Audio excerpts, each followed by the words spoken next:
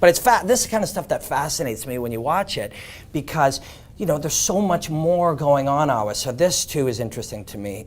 We're coming in, basically an uppercut diagonally underneath his armpit. It's kind of the Fedor killer, right? Fedor used to use that, and then Dan used it on Dan Henderson. Used it on Fedor, right? So here, that angle's still there right now. But if you hit him on that ear, his head's going to turn towards that angle. Do you train that? Is that something in the moment you think? You can throw it, but you make the choice to get him busy on this side first. Yeah, just when I'm on the ground, I try to pick and choose my shots. I try not to overcommit on anything.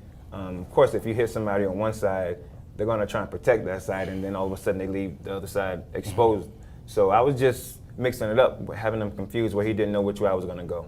And you see that, as soon as that hits him, so it'll hit him on the ear, and then look where his head turns. Yeah. There's a freeze, and there's a little thing there, but his chin now is turned towards your right hand, and you can see the straight line and the physical. A lot of times you'd see a guy put his shin over his Achilles tendon there. You don't have that, but you have weight on that far hip and control inside, and you're just coming underneath. People always use the same term, they're like ground and pound. Yeah. That's just such a disservice, because there's so much happening here, right?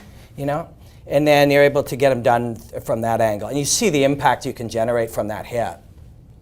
Well, it's like, a lot of people say that, for instance, Floyd Mayweather, he doesn't knock a lot of people out, but he's so consistent on hitting you in a certain spot. It's like chopping at a tree.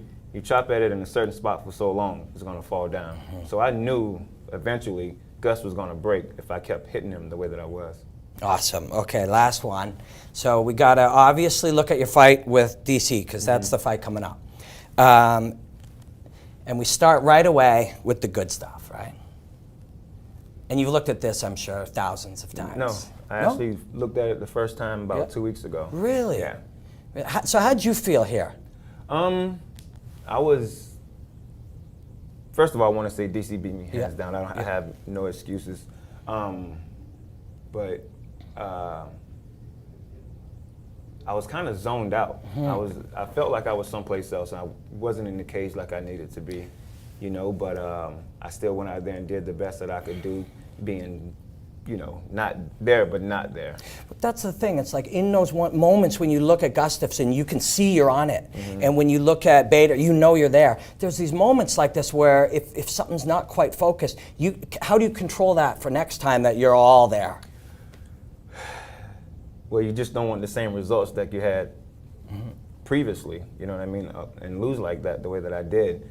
So, I'm definitely on my game this time. And, having an opponent switch up on you in 2-3 weeks time period it can definitely throw you for a loop, you know what I mean? But this time it's all him the whole time. Yeah, but he beat me. Yeah. There's no excuses. So obviously this looks good. That is you in your perfect, you're maybe leaning forward, maybe you look at it and see something where it's not quite there, but you're hitting this full out nice. And why do you think he is able to survive this shot? He was backing up. Bingo. Yeah. At the same time I was throwing that punch. And I hit him hard. I hit him so hard. I didn't plan on hitting him at the moment. I just kind of saw an opportunity and I took it.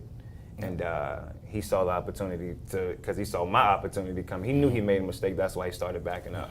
And I hit him and it just didn't count.